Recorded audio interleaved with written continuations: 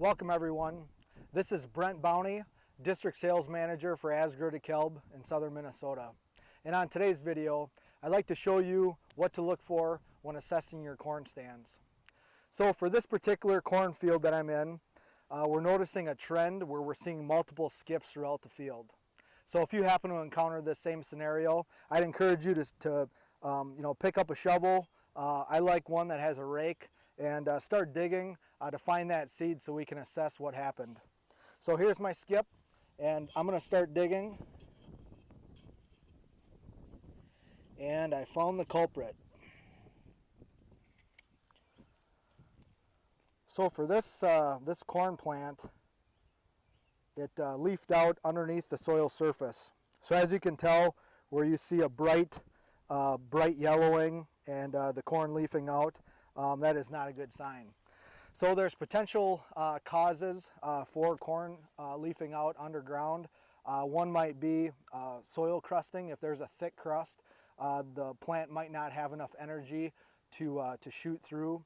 One might be planting depth. If it's planted extra deep, it might run out of energy when it's trying to emerge. Or I've seen it in cloddy soils where it's very cloddy and actually sunlight can get down and affect the plant and to start leafing out underground. But typically in southern Minnesota, we deal with very cold soils in the spring. So what I tend to see in circumstances like this is where that seed, when it imbibed water, the water was too cold and it made the cells of the seed very rigid. And when those cells are rigid, it can rupture. And if we do see seeds that rupture, what will happen is the starch, which is the energy in the plant, will leak out, and then you will lose the energy what needs to emerge. That particular example, what we refer to as cold shock. Sometimes when I find corn leafing out underground, people will actually use the incorrect term, and they'll call it imbibitional chilling. And even though imbibitional chilling has the same effect where that seed imbibes water that's too cold, if it was that scenario, the seed would not even germinate. This particular example, the seed did germinate, however it just ran out of juice prior to emergence.